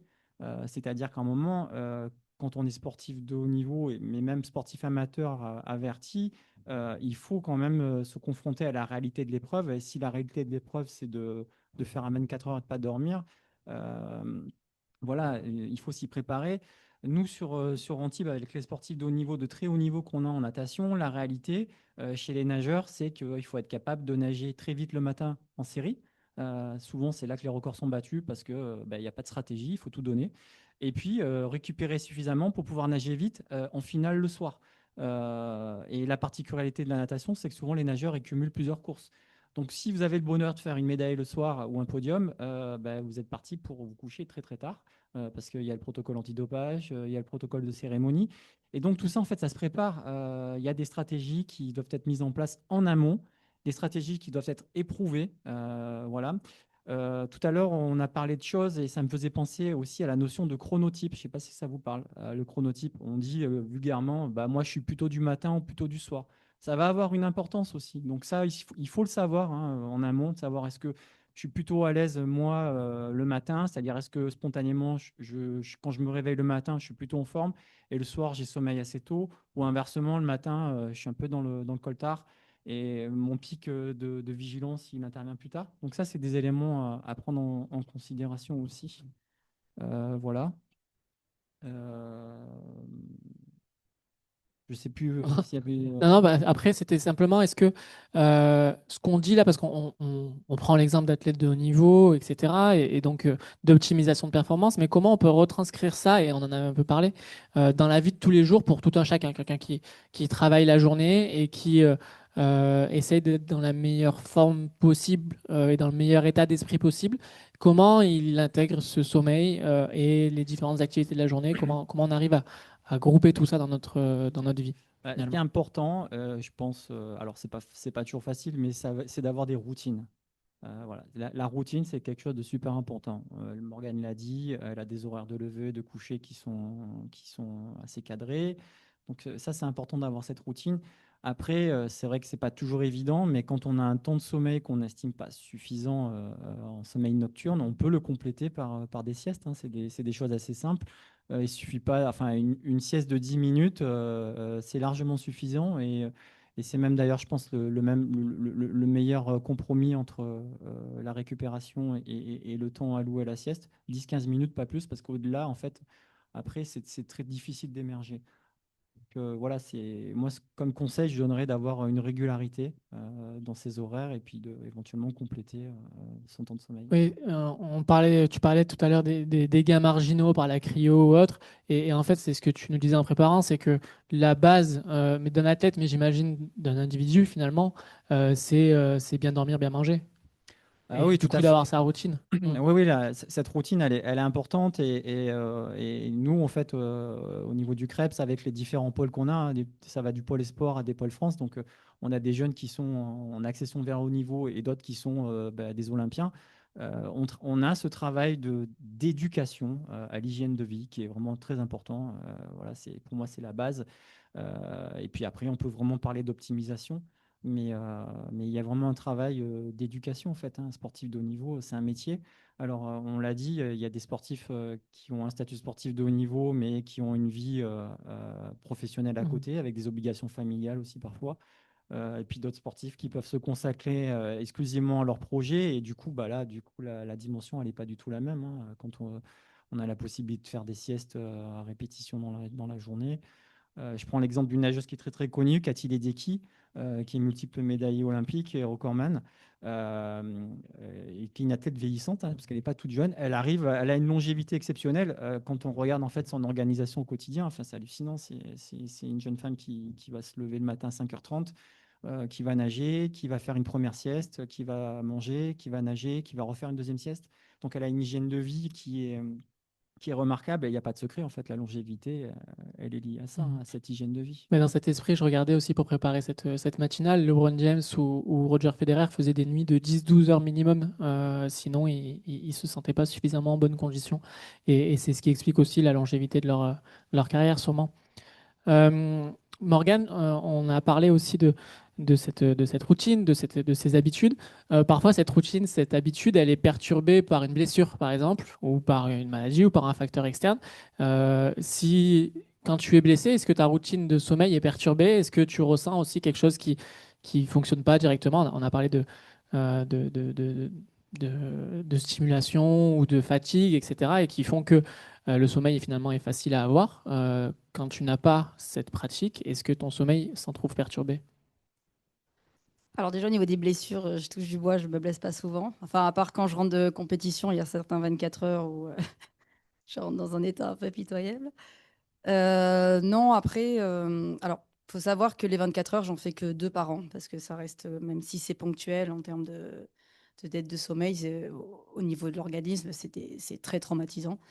Donc, j'en fais que 2 par an. Et à côté, donc, je ne suis pas en préparation toute l'année finalement. Il y a vraiment dans l'année où je vais faire des coupures. Et après, ce qu'il y a, c'est que j'arrive toujours à garder ce même rythme de sommeil. Je suis vraiment. Il n'y a pas de changement de rythme. Non, Tu t'autorises non, pas plus de. non. Et il y a des exceptions quand même. J'imagine que tu te couches pas tous les jours à 9h30. Si, quasiment. Si. Non, ce soir, j'ai une sortie de prévue, donc je Voilà. vais me coucher plus tard. Bon, Voilà. ok. Et après une course, justement, après la 24 heures, tu dors pas pendant 24 heures, mais justement, après l'adrénaline de la course, j'imagine que tu as du mal aussi à trouver le sommeil finalement, paradoxalement. Alors ça, c'est. Ou est-ce que tu es complètement épuisé et au contraire, tu t'écroules? Alors, je suis très fatiguée, mais comme disait le docteur, je dors pas, en fait. Hmm. Et ça m'arrive plus sur le 100 km. C'est-à-dire que le 100 km, Ouais, c'est court du coup. les départs, oui, les départs de course sont à 13 heures et je finis avant 1 heure du matin. Donc après, je rentre à l'hôtel, mais sauf qu'à l'hôtel, je fixe le plafond toute la nuit parce Hmm. que j'ai les muscles qui sont comme ça, ils sont encore sur le circuit et j'arrive pas à dormir. Et après, on va dire que le sommeil, il se régule. Alors il va pas se réguler d'un coup, ça va se lisser sur plusieurs jours. Mais il faut au moins une bonne semaine. Pareil sur le 24 heures. Une semaine pour récupérer Ouais. au niveau du sommeil et finalement un peu la même chose au niveau musculaire. J'imagine, docteur, c'est un peu lié, non? Le sommeil permet aussi une régénération musculaire. Là, on est vraiment dans votre champ de. Tout à fait. Hmm. Et je voulais rebondir pour parler des nageurs. Est-ce qu'il y a, on parle de sommeil, etc., mais il y a un nageur sur 50 mètres, 100 mètres, et des nageurs qui travaillent plus en endurance sur longue distance. Je suppose que la préparation, c'est différent. Et est-ce que le sommeil est plus important pour les uns que pour les autres? Notamment si vous dites des nageurs qui font, 100, qui font du 50 mètres, bon, je suppose qu'ils peuvent faire plusieurs compétitions à la journée, mais sur des plus longues distances, je pense que c'est moins faisable. Alors, déjà, le format des compétitions n'est pas le même. Sur l'eau libre, en fait, il y a généralement pas de qualification. Donc, c'est du one-shot. Après, sur la natation de piscine, sur 1500 mètres, ils font pas les qualifs et la finale le même jour. Après, bon, grosso modo, de ce qu'on observe, nous, bon, les besoins sont quasiment identiques, en fait, hein. Après, c'est juste au niveau des volumes d'entraînement où les nageurs de longue distance vont nager beaucoup plus, jusqu'à 1 heure, 1h30 de plus par jour. Oui, parce qu'en fait, le niveau d'intensité, il n'est pas le même non plus sur les activités. C'est une fatigue qui est peut-être différente, qui ne sollicite pas tout à fait les mêmes systèmes. Mais malgré tout, au niveau de l'entraînement natation, même sur la longue distance, c'est des séries plus longues et enfin, une intensité moindre, il y a quand même une fatigue nerveuse et musculaire qui est conséquente. J'ai une dernière question avant que tout le monde puisse justement poser, que vous ayez la possibilité de poser vos questions. Pardon, justement. Qui a une montre connectée parmi vous? Qui dort avec parmi ceux qui l'ont? C'est déjà beaucoup moins. Et qui s'en sert réellement des résultats? Comment on s'en sert justement de ces résultats? Parce que c'est vrai qu'on a l'heure de sommeil, on arrive à voir très bon, mais on ne sait pas trop à quoi ça correspond finalement. Est-ce que justement, que ce soit dans notre vie ou dans notre pratique sportive ou physique de manière générale, on doit prendre en compte ce qui est écrit sur notre montre le matin quand on se réveille? Alors, je vais répondre. Il ne faut pas être accro des datas. Déjà, ça c'est un premier élément parce que comme j'ai dit, ce que va vous afficher la montre, voilà, il y a une marge d'erreur. Malgré tout, c'est intéressant parce que ces montres, elles offrent pas mal de fonctionnalités, notamment sur la détection de l'apnée du sommeil, qui est quand même quelque chose qui peut être problématique en termes de récupération. Donc déjà, le premier élément, c'est vous dire le matin quand je me réveille, est-ce que je me sens reposé ou pas, indépendamment de ce que les montres vont pouvoir vous afficher. Moi, je vais vous donner une anecdote. Sur les sportifs de haut niveau, on utilise beaucoup ce qu'on appelle la variabilité cardiaque. Je ne sais pas si ça vous parle, des tests HRV. En fait, ça permet la variabilité cardiaque, c'est la latence qu'il peut y avoir entre certains battements cardiaques. En fait, on ne va pas rentrer dans le truc trop compliqué, mais ça nous donne un index de fatigue. Et en fait, à un moment, les sportifs, ils étaient accros à ça. Et quand ils avaient un HRV qui n'était pas bon, ils nous disaient, oh là là, je suis fatigué aujourd'hui, je ne m'entraîne pas. Et ça devenait en fait problématique à tel point qu'en fait, avec les entraîneurs, on s'est dit, bah, maintenant, on ne va plus communiquer là-dessus parce que du coup, c'est des excuses derrière. Donc voilà, tout ça pour dire que les montres connectées, c'est un outil, ça donne une info parmi tout un tas d'infos que vous pouvez avoir, mais déjà faire vous le bilan de vous dire est-ce que je me sens reposé ou pas, indépendamment des datas que vous allez avoir, c'est déjà un bon Ouais, donc complément. le ressenti reste ressenti. prioritaire par rapport à ce que nous dit la montre, quand même. Tout à fait. D'ailleurs, alors on sort du cas du sommeil, mais Morgane, tu cours sans montre. Oui, tout à fait. Enfin, tu Je, marches. je m'en sers uniquement à l'entraînement, même la nuit, je dors pas avec, déjà parce que ça me gêne. Et sur le 100 km et le 24 heures, ça fait déjà un moment que Et pourquoi j'essaie de tu fais ce choix alors, sur le sommeil, parce que ça te gêne, mais sur la course, Parce que être focalisé tout le temps sur les temps de passage, c'est très anxiogène, sachant qu'à un moment, sur 24 heures, on va plus être vraiment sur ce qui est écrit sur le papier. À chaque tour, là, ça va être un peu décalé parce qu'on marche jamais à la corde. Donc à un moment, j'ai dit, ah, c'est bon. et De toute façon, en 24 heures, je dois faire 24 heures. Je sais déjà le temps que je vais faire. Donc voilà. Il faut juste faire du kilométrage. Voilà, c'est tout. ça marche. Justement, on va commencer à poser les questions. Sur des courses aussi longues, le cerveau, il doit trouver un moyen de récupérer pendant la course, non? Pas obligé de sommeil, non? Alors, il y a des marcheurs qui arrivent à avoir des phases de micro-sommeil. Moi, je ne sais pas faire. Ou du moins, si je le fais, j'en ai pas conscience. Mais comme je disais tout à l'heure, en fait, moi, je stimule vraiment énormément mon cerveau pour pas être dans l'optique, ou du moins, il faut le duper tout le temps, en fait. Parce qu'à un moment, s'il se pose, il se dit, il est 3 heures du matin, ma grande, tu es censée être au lit. Non. Donc, en fait, je le stimule tout le temps. Et comme je disais, j'aime bien jouer avec mes concurrents, j'aime bien écouter de la musique, j'aime bien, voilà. Et en fait, ça passe très vite. Une nuit, ça passe très vite en soi. Après, il y a des stratégies de dissociation qui se mettent en place aussi quand même, parce que sur ce type d'effort, bon, c'est pas toujours une partie de plaisir, comme Morgane l'a dit. Et à un moment, on est capable de switcher au niveau du cerveau, de penser à d'autres choses ou à se focaliser sur d'autres choses, parce qu'à un moment, on a tellement mal aux cuisses que voilà, il faut essayer d'avoir ce qu'on appelle des stratégies de dissociation qui permettent de dissocier la douleur physique ou autre du mental, parce que sinon, ça conduit à l'abandon, quoi. Alors, une question. Vous parlez d'une certaine constance, d'une régularité, d'une discipline au niveau du sommeil et de ses activités physiques. Il y a pas mal de personnes qui ont dû se poser la question. Tous ceux qui ont des enfants, on fait comment? Parce que c'est bien de se coucher à 21 h ou à 21 h 30, mais les petits, quand ils sautent sur le lit, c'est pas possible. Oui, ben, comme le disait mon collègue, on ne fait pas de sport de haut niveau, effectivement. Non, mais il faut dissocier le sport amateur et le sport de haut niveau. Il faut essayer d'avoir une organisation, on va dire, journalière qui permette de vous ménager du temps, hein. Sinon, c'est compliqué, hein. Ne serait-ce que pour les gens qui font du sport aussi tard, parce qu'ils n'ont pas d'autres créneaux. Voilà, à un moment, il faut essayer de placer le bon curseur entre.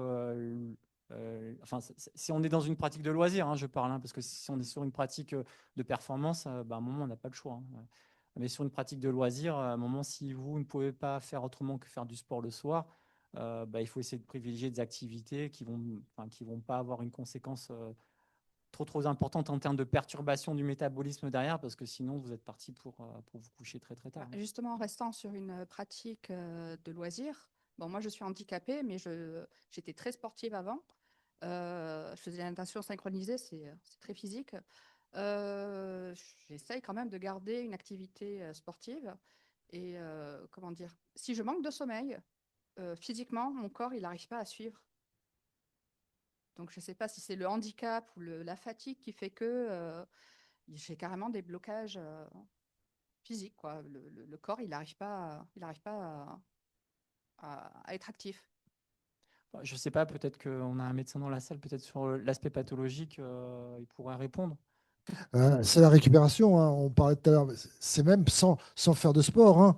Dans la vie quotidienne, si on a une activité très physique, etc., si on est très énervé, si on est contrarié, s'il nous arrive un gros problème, on va mal dormir, on va être fatigué. Donc là, le problème, c'est que le handicap va générer un coût énergétique plus important et des modifications hormonales plus importantes, et on rentre toujours dans le système de l'endormissement, etc. Donc, il est certain que si il y a une activité physique trop importante, bah, il y aura un mauvais sommeil, une dette, et c'est une cascade, quoi. Et là, ma question est pour chacune des intervenants. Y a-t-il une quantité d'activité physique recommandée aux différents âges de la vie? Donc, pour un enfant, un adolescent, un jeune adulte, et après, avec l'âge, dans l'optique de favoriser l'endormissement. Donc, y a-t-il à la fois une quantité et un placement de l'activité à quel moment de la journée pour favoriser l'endormissement? Alors, sur le plan général, d'abord, l'activité, bah, c'est tout à chacun, hein. La jeune fille l'a dit tout à l'heure, il faut éviter d'avoir des activités intenses très tard, puisque on l'a expliqué tout à l'heure, lorsqu'il y a un effort, il y a tout un système de régulation qui se met en place. Et bah, c'est le problème de la course à pied, c'est qu'on court beaucoup, bah, on ne dort pas après. Donc, déjà quand on fait du sport, éviter de faire du sport trop tard.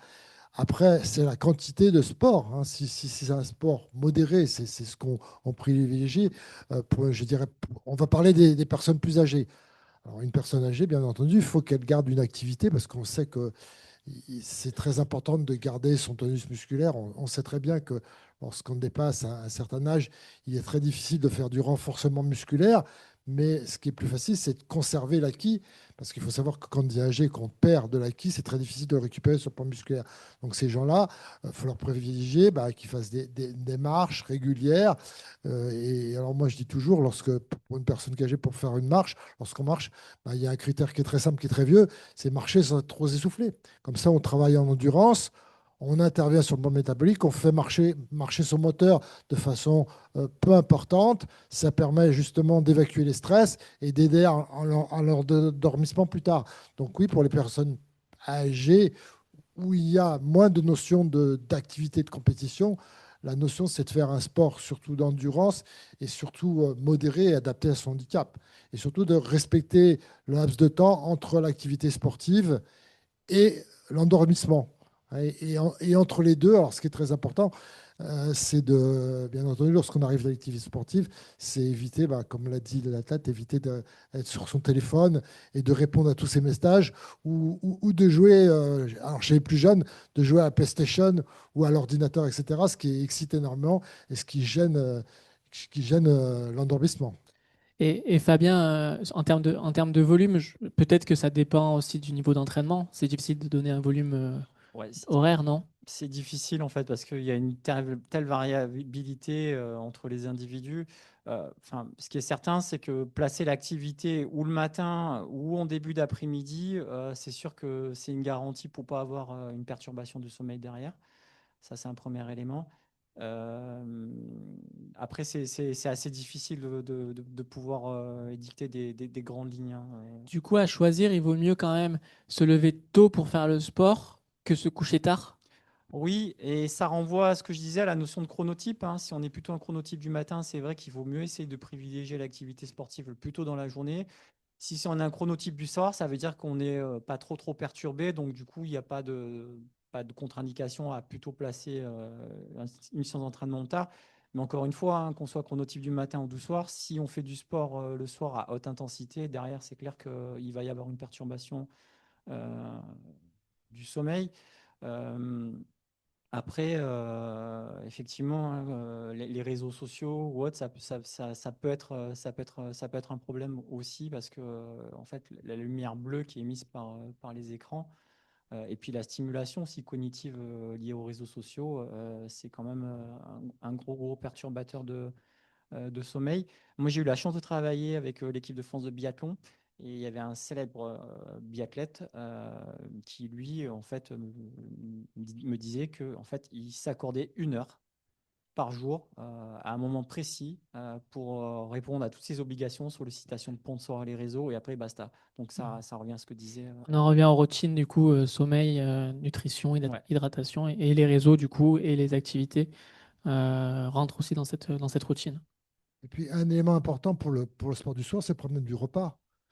Soit on mange avant de faire du sport et là, on n'a pas digéré. Et le deuxième élément, c'est soit on fait du sport et on mange après. Et après, il faut qu'on ait un temps de latence entre le repas et l'endormissement. Donc, voilà le problème. Juste une petite question par rapport au moment où les heures de récupération sont les meilleures. Moi, j'ai toujours entendu dire qu'on dormait mieux avant minuit, enfin qu'on récupérait mieux avant qu'après. Donc, est-ce que 10 heures de sommeil après minuit, c'est plus réparateur que 7 heures avant minuit, par exemple? Question difficile. En fait, je pense que c'est pas avant ou après, c'est une question d'habitude. Et ce qui est surtout important, c'est en fait la quantité de sommeil n'est pas important. L'important, c'est la quantité de sommeil profond. C'est bien dormir.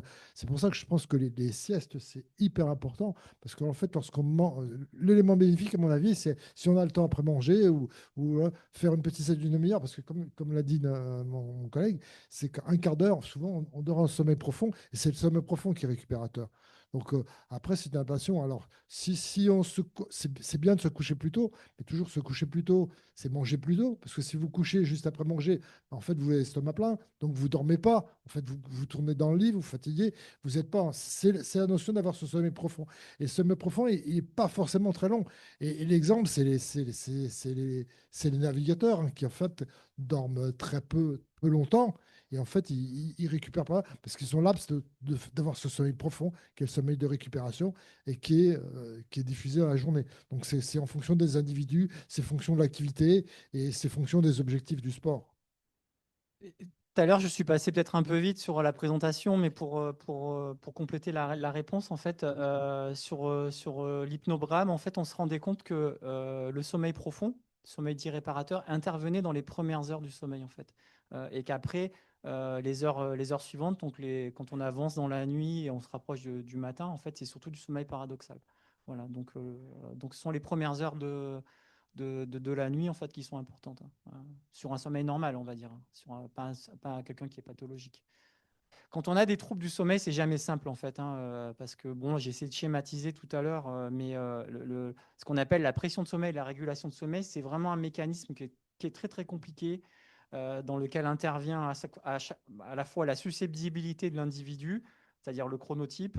Il y a aussi l'horloge interne et puis la pression de sommeil, et c'est un équilibre précaire. Voilà, donc généralement, quand il y a un problème de sommeil, ce n'est pas une seule cause. Et il y a un ensemble de facteurs qui font que. Oui, mais après, comme je disais, dans les préconisations, il y a des gens, en fait, on dit 7-8 heures, mais il y a des gens avec 5-6 heures, ça leur suffit, hein. Puis d'autres, il leur faudra 10 heures. Ce qui peut être perturbant aussi, enfin, moi, c'est ce que j'observe chez mes ados, c'est que bon, ils ne dorment pas beaucoup dans la semaine, et puis le week-end, ils vont faire les marmottes, ils vont dormir jusqu'à 11 heures. C'est pas vraiment sain comme stratégie de sommeil.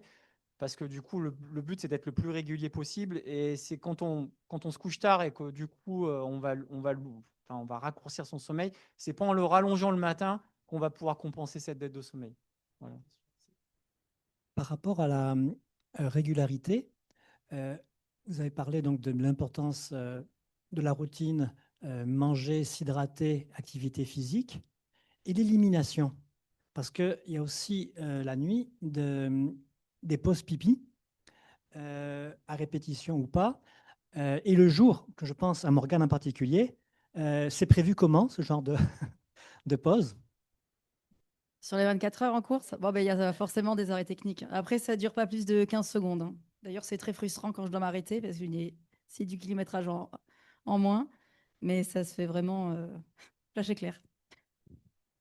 Moi, j'avais une question concernant les siestes. Euh, Quelle heure vous pensez qu'il faut arrêter de faire une sieste? Et de plus, pour les déplacements quotidiens, par exemple pour les joueurs de foot, on peut rentrer très tard, faire des déplacements, par exemple minuit, on s'entraîne le lendemain matin. Est-ce qu'une sieste, ça peut remplacer une vraie nuit de sommeil, vous pensez? Oui, ça peut l'aider, c'est pas la peine. Souvent, on est en sommeil profond, si on dort un quart d'heure, 20 minutes, c'est vraiment récupérateur. Pour ce qui est des siestes, généralement, ce qui est préconisé, alors après, c'est toujours à mettre en parallèle avec la charge d'entraînement aussi. Pas plus de 2 heures de sieste, même 2h30, c'est vraiment un grand maximum parce que si vous dormez au-delà, derrière, ça risque d'hypothéquer votre sommeil nocturne. Oui, j'ai une question sur les rêves. Est-ce que le fait de rêver beaucoup et pas des rêves agréables perturbe le sommeil? Alors, lorsqu'on rêve, comme je l'ai dit tout à l'heure, on n'est plus en sommeil profond, on est en sommeil paradoxal. Donc, on n'a plus un rêve récupérateur. Et lorsqu'on fait des examens, des fois, on est surpris parce que les personnes, en fait, elles ont l'impression de dormir 10 heures et puis, en fait, elles ont dormi en sommeil profond très peu de temps et elles sont fatiguées. C'est le problème d'apnée du sommeil où les gens dorment très peu en sommeil profond. Donc, le sommeil du rêve, c'est un sommeil c'est pas un sommeil récupérateur. Non. Et théoriquement, lorsqu'on a un bon sommeil profond, etc., on ne se rappelle pas de ses rêves. Si on se rappelle de son rêve, c'est qu'on s'est réveillé brutalement en sommeil, en mauvais sommeil, je dirais. Bonjour, nous on est étudiante en master à STAPS à Nice ici. Et c'est vrai qu'on a pu étudier que beaucoup d'études ont été faites que très récemment sur le cycle hormonal féminin. Et du coup, on se demandait, est-ce qu'il y a pour les femmes du coup sportives de haut niveau, par exemple, est-ce qu'il y a des adaptations ou une certaine éducation sur leur cycle hormonal, du coup, et le lien ou l'impact qu'il peut y avoir sur le sommeil et le besoin vraiment de sommeil selon les cycles? Ça va pas être des notions de médecine. Après, moi, j'ai de la chance d'avoir des cycles très réguliers et pas douloureux, donc ça n'impacte pas ma pratique. D'ailleurs, mes 3 derniers championnats de France, je les ai faits premier jour de règle, donc compliqué. Surtout qu'il faut s'arrêter pour se changer. Donc, c'est pas toujours évident. Après, alors là, ça allait parce qu'avec toute l'adrénaline que la course peut procurer, j'ai pas cette espèce d'effondrement dû à l'arrivée des règles. Par contre, en temps normal, c'est vrai que le premier jour, ça va être très fatigant. Je vais m'entraîner moins, voir si je peux caler mon jour de repos sur mon premier jour de règles, c'est plus confortable. Merci. Oui, du coup, c'est une thématique justement qu'on abordera pendant Octobre Rose. On aura une thématique spécialement sur les questions hormonales ou en tout cas sur la pratique des femmes. Avant de conclure, je voulais évidemment tous vous remercier. Et c'est vrai que c'est important pour nous. On voulait garder ce temps de questions-réponses, une vraie demi-heure de questions-réponses pour que vous puissiez poser vos questions à nos intervenants, à nos experts, à nos témoins. On est sur un format qui est aujourd'hui plus libre, avec potentiellement une présentation d'introduction, mais qui après, derrière, se nourrit et on nourrit nos échanges grâce à chacune de vos interventions. Et merci beaucoup. On a vraiment l'ambition et l'idée de poursuivre ces matinales, mais de les faire encore plus évoluer. En tout cas, merci encore à vous trois maintenant. Merci à vous tous. J'en profite pour remercier donc Julie et Karine qui nous ont évidemment accompagnés, qui vont prendre de plus en plus la main sur ces matinales pour qu'elles poursuivent leur évolution. Au niveau des prochaines thématiques, le 18 juin, voilà. 18 juin, le sport est-il vraiment bon pour la santé? On entend beaucoup parler de questions de drogue du sport ou autre. Est-ce qu'il y a un côté qui peut être néfaste? L'activité physique alliée de la santé des femmes, on en a parlé, donc ça sera dans le cadre d'Octobre Europe sur le premier jeudi d'octobre. Et jeudi 3 décembre, au-delà des limites, le sport pour tous. On abordera des thématiques notamment liées au handicap. Merci encore, merci à tous et on reste à votre écoute et à votre disposition. Au revoir, bonne journée.